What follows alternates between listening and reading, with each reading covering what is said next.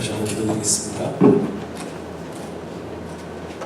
사랑의 아버지 하나님, 참 감사합니다. 오늘 6월의 첫 주일 우리가 주님 앞에 나와서 예배하며 이 시간 또 하나님의 말씀을 함께 묵상하고 나누게 하시니 감사합니다. 하나님, 전하는 자에게 또 듣는 자들에게 주의 성령으로 함께하여 주시옵소서. 우리의 마음이 하나님께로 열려지게 하시고 주님께서 우리에게 전하시는 하나님의 음성을 주님 이 시간 듣게 하여 주시옵소서. 예수 그리스도의 이름으로 간절히 기도드리옵나이다. 아멘. 할렐루야. 아멘. 우리 하나님의 크신 은혜와 평강이 오늘 함께 예배하는 여러분 모두에게 충만하게 함께 하시길 축원합니다.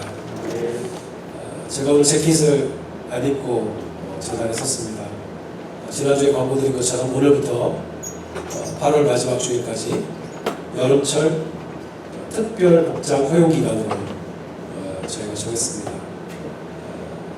조금 여름철 기간에 조금 더 편안하게, 좀 시원하게 저희가 복장을 하고 예배를 드릴 수 있도록 여러분들이 서로 재킷을 입지 않아도 예의에 어긋나지 않는 걸로 서로 양해해 주시기를 부탁을 드립니다. 오늘 본문에서 일어난 이야기는 우리 윤 집사님 굉장히 긴 본문으로 읽어주셨잖아요. 거기서 일어났던 이야기는 빌립보라는 곳에서 일어났던 사건입니다. 마게도니아 지역에 빌립보라는 도시가 있습니다. 사실 바울의 입장에서 보면 조금은 황당하다라고 말할 수 있는 그런 일을 바울과 신라가 또 그 일행들이 당했습니다. 여러분, 바울은 지금 두 번째 전도 여행 중입니다. 바울이 평생 세 번의 전도 여행을 했는데 지금은 두 번째 전도 여행입니다. 우리 식으로 말하면 이제 미션 트립인 거죠. 미션 트립을 하고 있었습니다. 물론 우리처럼 한 주나 혹은 두 주 갔다 오는 게 아니라 바울의 전도 여행은 꽤 오랜 기간 혹은 몇 년이 걸릴 수도 있는 그런 전도 여행이기는 했습니다. 원래는 바울의 두 번째 전도 여행의 목표지는 소아시아 지역이었습니다. 지금의 터키가 주로 점령하고 있는 소아시아 지역으로 가서 복음을 전하려고 했습니다. 그런데 하나님의 영이 자꾸만 그곳으로 가는 걸 막으시는 거예요. 자꾸만 그곳으로 가는 일이 막히는 거죠. 근데 어느 날 바울이 밤중에 환상을 봤는데 그 환상 중에 마게도니아 사람이 나타나서 그렇게 말하는 거예요. 와서 우리를 도우라. 환상 중에 그 사람을 보고 그 음성을 들었습니다. 바울이 생각하기에 이것이 하나님께서 우리를 부르신다 보다. 우리가 원래 계획한 것은 아니었지만 그러나 하나님께서 우리를 그곳으로 부르시니까 우리가 마게도니아로 가자. 그래서 배를 타고 마게도니아 도착해서 들어갔던 마게도니아의 첫 번째 도시 혹은 마게도니아에서 가장 큰 도시라고 할 수 있는 곳이 바로 빌립보였습니다. 빌립보에 들어가자마자 거기서 루디아라는 사람을 만납니다.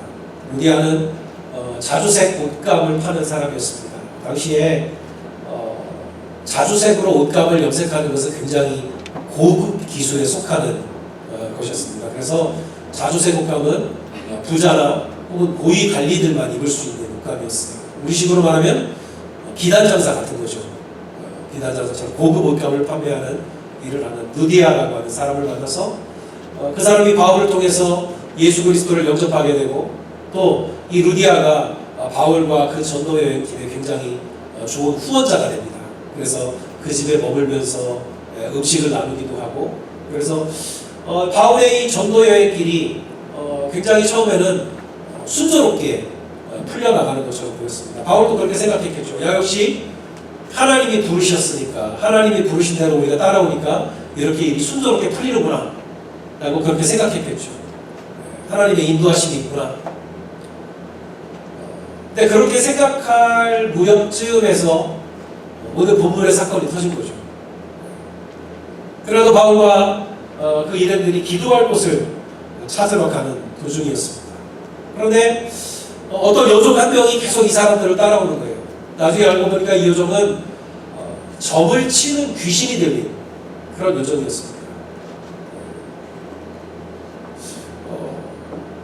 그런데 이 여종이 자꾸만 따라오면서 이 바울과 이런들을 따라오면서 뭐라고 소리쳤습니까? 이 사람들은 지극히 높은 하나님의 종으로 구원의 길을 너희에게 전하는 자다. 이렇게 따라오면서 자꾸만 소리를 지르는 거예요. 조용조용히 얘기하는 것이 아니라 큰 소리로 말하는 겁니다. 이 사람들은 지극히 높으신 하나님의 종으로 너희들에게 구원의 길을 전하는 사람들이다. 처음엔 좋았겠죠. 네, 처음엔 좋았을 거예요. 바울의 생각에 혹시 그랬을 수도 있죠. 아, 역시 하나님의 사람은 누구도 알아보는구나. 귀신도 알아보는구나. 또 그 여종 덕분에 저절로 뭐가 돼요? 홍보가 되잖아요. 바울과 일행들은 이 빌립보의 낯선 사람들 외지인이란 말이에요. 그래서 저 사람들이 누군지 잘 모르는데 그 지역에서 꽤나 유명한 이 정치는 여종이 사람들에게 영향력이 있는 이 여종이 쫓아다니면서 그렇게 큰 소리를 질러주니까 자동으로 홍보가 되는 거예요.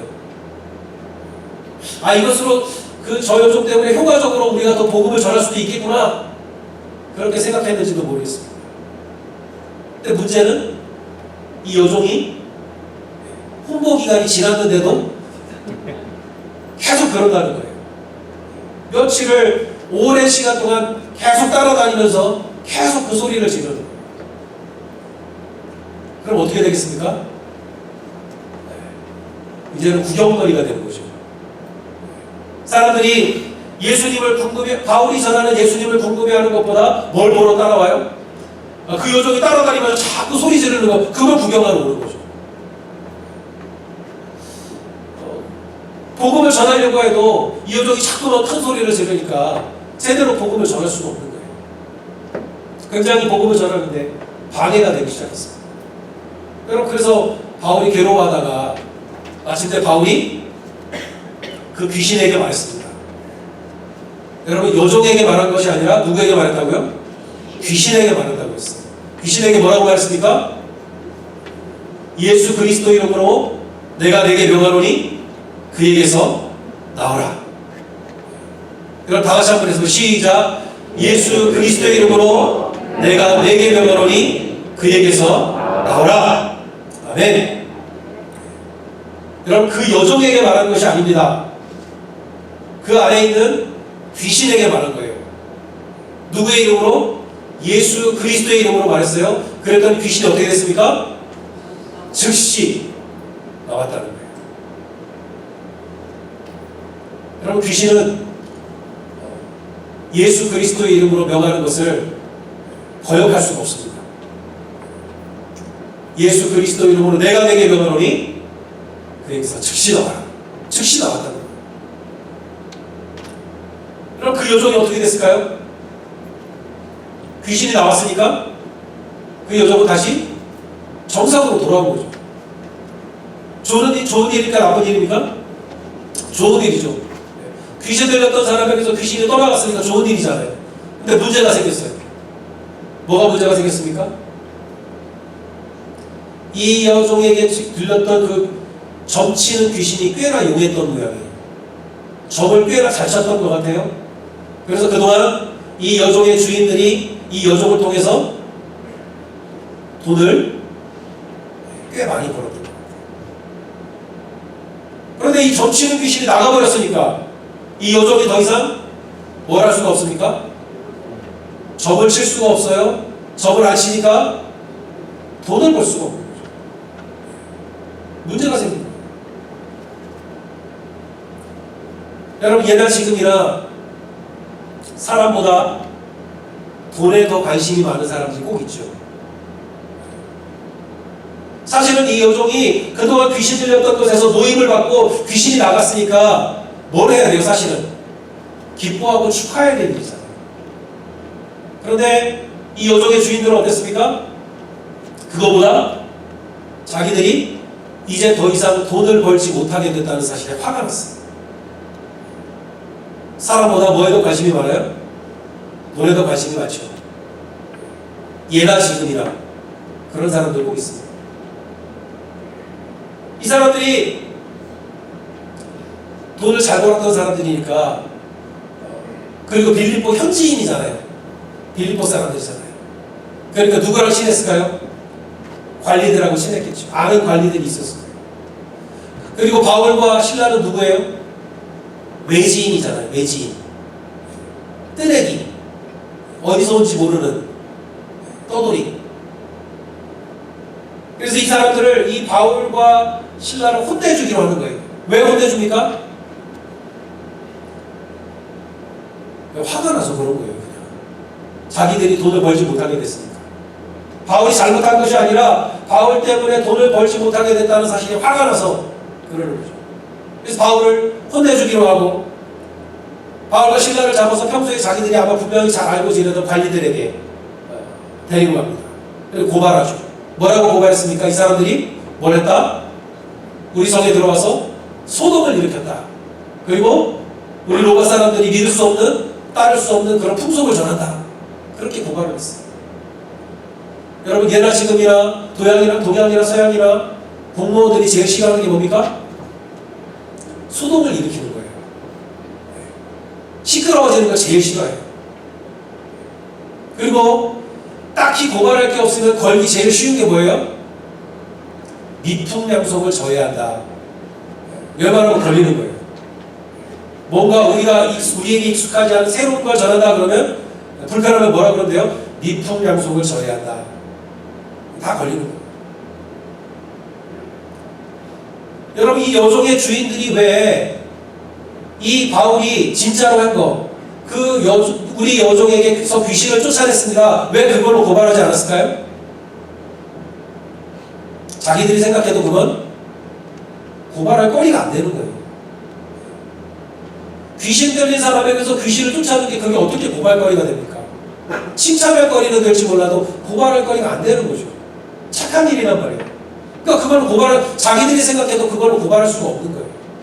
그래서 소동을 일으키고 우리가 따를 수 없는 풍속을, 이상한 걸 전한다. 그러고 고발한 거죠. 이 관리들은 이 여종의 주인들과 분명히 평소에 잘 알고 지냈던 관리들인 것 같아요. 그리고 자기들이 잘 아는 사람이 와서 부탁하니까 이 잘 알지도 못하는 뜨내기들, 부자 같지도 않고 높은 관리 같지도 않고 권세가 있을 것 같지도 않은 이 뜨내기들을 어떻게 했습니까? 묻지도 않고 때렸어요. 옷을 찢어 벗기고 매로 때렸어요. 많이 때렸어요. 그리고 어떻게 했습니까? 옥에 가뒀어요. 감옥에 가둘 뿐만 아니라 어떻게 했습니까? 그 발에는 착고라는 걸 채웠어요. 여러분, 옛날에 그 심청전 같은 거 보면, 춘향전 같은 거 보면 춘향기가 목에 뭘 쓰고 나와요? 칼이라는 걸 쓰고 나오죠. 그걸 발에 끼우는 거, 양발에 끼우는 걸 착고라고 하는 거예요. 꼼짝 못하게 만든 거죠.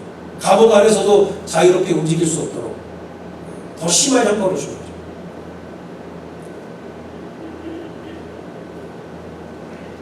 여러분, 바울이 지금 억울합니까? 안 억울합니까? 억울하죠. 바울이 이렇게 매를 맞고 감옥에 갇히고 착고의 체험을 당할 만한 일을 했습니까? 안 했죠. 여러분, 지금 바울은 사실은 그런 죄를 저지른 게 아니라 사실은 뭘 하고 있었어요? 오히려 착한 일을 하고 있었잖아요. 하나님의 부르심을 받아서 편한 집 놔두고 뭐 하고 있어요? 집 떠나면 뭐다? 무슨 고생이다? 제 입으로 말하겠습니다. 집 떠나면 그 고생을 하고 있는 거예요. 왜 하고 있는 겁니까? 하나님이 가라고 하셔서 하나님의 일을 지금 하고 있다는 말이에요. 소아시아 지역으로 자기는 원래 가려고 했었는데 왜 빌립보로 왔어요? 하나님이 부르셔서 왔단 말이에요. 소아시아로 가는 걸 자꾸 막으시고 밤에 환상까지 보여주시면서 마게도냐로 오라고 하셔서 내가 왔단 말이에요. 하나님의 부르심 때문에 왔어요. 귀신 들린 여종이 며칠을 따라다녔지만 바울이 그 여종을 꾸짖거나 혹은 그 여종을 때리거나 그 여종을 그랬습니까? 안 그랬어요. 오히려 뭘 해줬어요? 귀신을 쫓아내줬단 말이에요. 병이 된 걸 고쳐줬단 말이에요. 이렇게 나쁜 짓이에요? 아니잖아요. 이런 벌을 받을 만한 짓이 아니잖아요. 여러분, 바울은 지금까지 이렇게 심하게 매를 맞고 감옥에 갇히고 그 발에 착고를 채울 만한 일을 한 적이 없어요. 그래서 지금 당하는 이 일들은 억울해요, 안 억울해요? 억울한 일이라는 거죠. 그것도 누구 일을 하다가? 하나님의 일을 하다가 이렇게 됐다는 거예요. 하나님이 원망스러워요? 안 원망스러워요? 이 대답은 잠시 후에. 고려, 잠시 후에. 여러분, 25절에 보면 바울과 시라는 그날 밤, 감옥에 갇힌 그날 밤도 뭘 했습니까? 기도하고 찬송을 했어요. 조용히 한 것 같아요? 크게 한 것 같아요? 네, 크게 한 것 같죠. 왜 그렇게 생각하셨습니까? 다른 죄수들도 다 들을 수 있을 만큼 아마 큰 소리로 찬송하고 기도를 했던 것 같아요. 그런데 그렇게 바울과 신라가 큰 소리로 찬송하고 기도하는데 뭐가 생겼습니까? 지진이 났어요. 큰 지진이 났고 땅이 흔들리고 그러다 보니까 감옥문이 다 열려지고 사람들을 메어놨던 것이 다 풀어졌대요. 자, 그럼 이때 필요한 게 뭡니까? 이때 필요한 건 스피드죠. 어떻게 해야 돼요? 빨리 도망가야죠, 빨리. 아, 하나님께서 우리가 찬송하고 기도하니까 우리 보고 다 도망가라고 이런 기적을 베풀어 주시는구나. 문도 다 열어주시고 묶인 것도 다 풀게 해주셨구나. 기쁜 마음으로 도망가야죠. 그런데 거기를 지키던 간수도 저하고 똑같이 생각했던 것 같아요. 야, 이런 상황이면 죄수들은 다 도망갔겠구나. 그리고 어떻게 하라고 했습니까? 자신과 자기 가족들의 명예를 지키기 위해서 스스로 자결하려고 했어요. 스스로 죽으려고 했습니다. 막 칼을 꺼내서 죽으려고 하는 순간 감옥 안에 그대로 머물러 있던 바울이 신발을 아마 제대로 다 못 신어서 도망을 못 갔는지 모르겠어요. 어쨌든 거기 있던 바울이 뭐라고 그랬습니까? 내 몸을 상하지 마라. 우리가 다 여기 있다. 여러분, 그 바울의 음성을 들은 간수의 심정이 어땠을까요? 그 간수의 마음이 그때 어땠을까요? 저는 바울의 음성이 하나님의 음성처럼 들렸을 거라고 생각해요. 나를 죽음에서 붙드시는, 건지시는 하나님의 음성. 그때까지는 하나님을 몰랐다면 자기가 하는 어떤 신의 음성처럼 들렸을 거예요. 아마도. 무슨 생각을 했는지 이 간수가 바울과 실라가 갇혀있던 감옥으로 뛰어들어가면서 떨면서 그 앞에 엎드렸다. 분명히 이 간수는 바울과 실라가 신이 보낸 사람들이라고 생각했던 것 같아요. 그래서 무서워서 그 앞에 떨면서 엎드렸습니다. 그리고 밖으로 데리고 나가면서 바울에게 묻습니다. 선생들이여, 내가 어떻게 하여야 구원을 받으리까? 여러분, 이때 여기서 우리가 다 아는 그 유명한 대답이 여기서 나오는 거예요. 뭐라고 대답합니까? 주 예수를 믿으라. 그리하면 너와 내 집이 구원을 받으리라. 한번 다 같이 해보세요. 시작. 주 예수를 믿으라. 그리하면 너와 내 집이 구원을 받으리라. 아멘. 여기서 나오는 거예요. 여러분, 그날 밤 그 간수와 또 그 간수의 온 가족들이 다 바울로부터 세례를 받고 예수를 믿게 됩니다. 할렐루야. 네. 여러분, 아마도 이 간수와 이 간수의 가족들은 이제 막 세워진 이 빌립보 교회에 루디아와 함께 창립 교인이 됐을 거예요. 그죠? 창립 교인이 됐어요. 여러분, 나중에 빌립보서를 보시면 바울이 빌립보 교회를 향해서 얼마나 그들을 칭찬하고 사랑했는지가 보여지죠. 빌립보 교회가 얼마나 믿음을 잘 지키는 교회였는지가 빌립보서에 나와요. 아마 그런 믿음 좋은 교회, 바울에게 늘 칭찬 듣는 교회를 세운 창립교인, 그 가족이 아마 이 간수와 그의 가족들이 됐습니다. 여러분, 바울이 당한 일은 분명히 억울한 일이었죠. 나쁜 일을 한 것도 아니고 좋은 일을 하다가 당한 일이기 때문에 더 억울합니다. 여러분, 그런데 그렇게 바울이 억울한 일을 당해서 감옥에 갇히지 않았더라면 그 간수를 만날 수 있었을까요? 그래서 그 간수를 만나지 못했더라면 그 간수와 가족들이 예수를 믿게 되는 일이 있었을까요? 여러분 한번 잘 따져보시기 바랍니다. 우리는 저거 굉장히 합리적이고 그런 사람들이잖아요. 그죠? 그러니까 잘 따져보자고요. 좋은 일을 하다가 억울하게 매를 받고 감옥에 갇히는 바람에 간수와 그의 가족들이 예수를 믿고 구원을 얻었습니다. 여러분 이 바울은 지금 손해를 봤습니까? 이득을 봤습니까?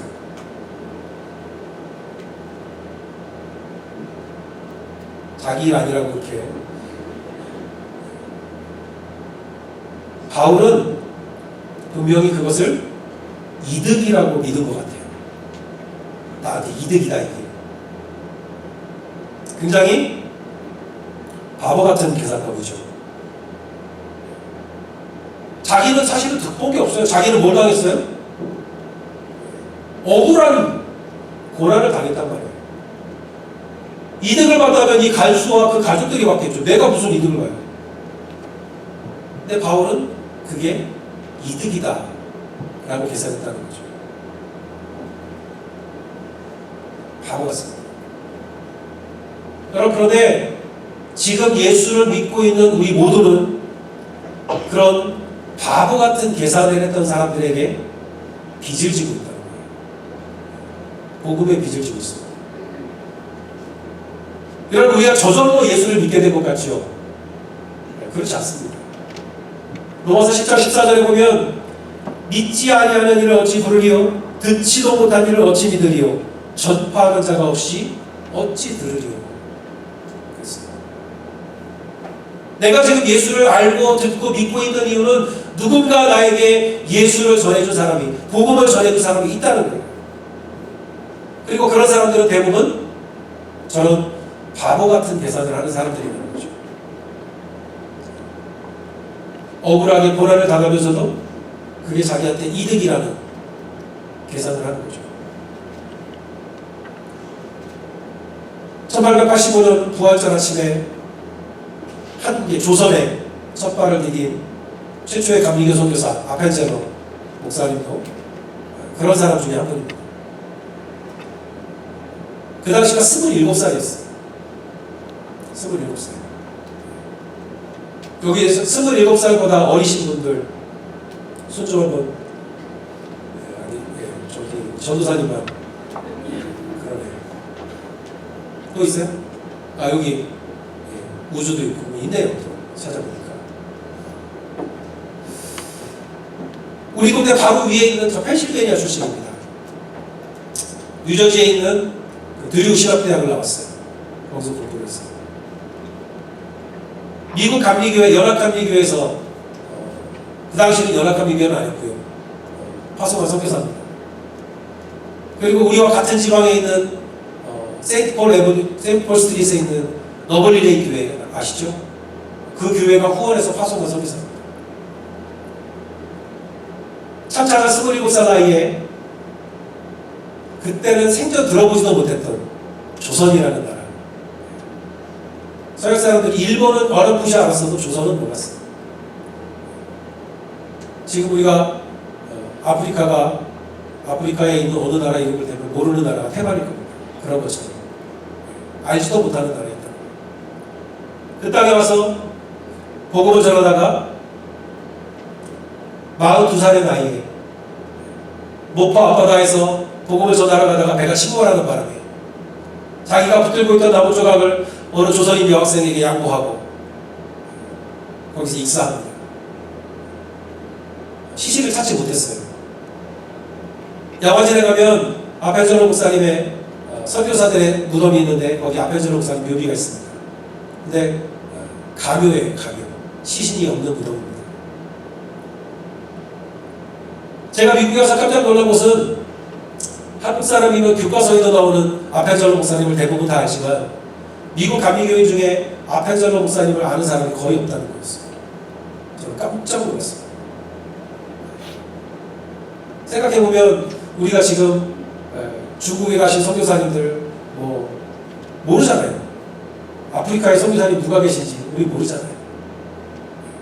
비슷한 거죠. 여러분, 저 젊은 나이에 듣도 보도 못한 나라에 와서 짧은 생을 살다가고 시신도 찾지 못한 그런 삶을 마감한 아펜젤로 목사님의 삶은, 아펜젤로 목사님처럼 그렇게 사는 것은 여러분 이득입니까? 손해입니까?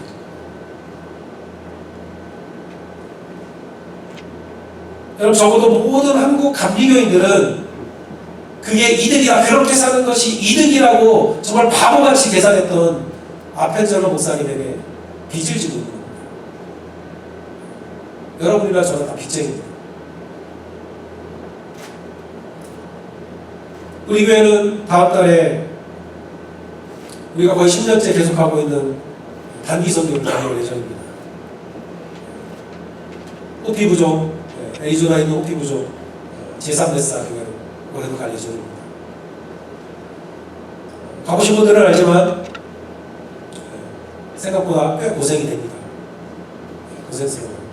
자는 것도 씻는 것도 편치가 않습니다.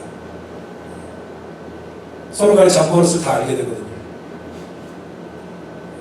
다 같은 방에서 자거든요. 잠 한번 보려면 왕복 4시간을 운전해야 되고요. 카칠라라고 하는 그들 부족의 오래된 전통신을 잇는 그 마을 부족의 어른들과의 보이지 않는 그런 긴장관계가 있습니다. 그리고 이 모든 고생을 내 돈 주고 합니다. 돈을 내고 해요. 돈 받고 하는 거 아니에요. 매년 갈 때마다 약 15,000불에서 20,000불가량의 예산이 들어갑니다. 올해는 인원이 작년보다 많아서 조금 더 예산이 들어갈 수도 있습니다. 우리가 예산을 마련하기 위해서 지난주에 족발도 팔았고요. 앞으로 커피도 팔고 도시락도 팔 예정입니다. 6월 마지막 주에는 그 선교 후원을 위한 리사이틀도 예정되어 있습니다. 티켓도 팔 거예요. 어떤 분들은 교회에서 뭘 그렇게 자꾸 파느냐고 불편해 하시는 분들도 있습니다. 여러분, 그런데도 꼭 이 단기 선교를 해야 됩니까? 내 돈 내고 수고하고 고생하고 주변 분들을 불편하게 하면서까지 이걸 꼭 해야 됩니까? 이걸 하는 것이 우리 자신이나 우리 교회의 손해입니까? 이득입니까? 그래도 이득이라고 바보같이 계산을 하는 게 맞다고 생각합니다. 돈도 많이 들었고 수고도 많이 했고 고생도 많이 했고 또 욕도 많이 먹었지만 또 먹을 거지만, 그러나 이 모든 수고를 통해서 저 호피 어린이들 중에 단 한 사람이라도 그들의 영혼에 예수 그리스도가 알려진다면 여러분, 그거 이득이죠. 그것도 무슨 이득이요? 요즘은 대이득이라고 그러더라고요. 진짜 큰 이득이라고. 여러분, 정말 큰 이득이라고 믿습니다. 사랑하는 애국교 성도 여러분, 선을 해나가다가 복음을 전하다가 우리가 고난을 받게 된다면, 그런데 내가 받은 그 고난 때문에 한 사람이, 한 영혼이 그리스도께로 돌아온다면 그건 내게 손해가 나는 일입니까? 아니면 이득이 되는 일입니까?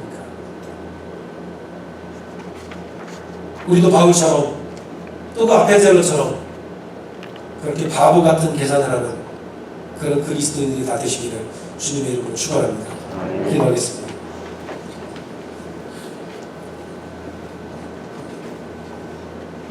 사랑하시는 아버지 하나님, 어리석고 죄도 많고 연약한 우리들을 구원하시기 위해서 가장 사랑하시는 독생자 외아들 예수 그리스도를 우리에게 내어주시는, 그러고도 이득이라고 생각하시는 참 바보처럼 계산하시는 하나님, 그 은혜를 믿고 감사를 드립니다. 주님, 우리도 단 한 영혼에게 복음이 전해지기 위해서 바보 같은 계산하기를 주저하지 않는 그런 하나님의 사람들 복음의 빚진 자들 되게 하여 주시옵소서. 예수 그리스도의 이름으로 감사드리며 기도드리옵나이다. 아멘. 아멘.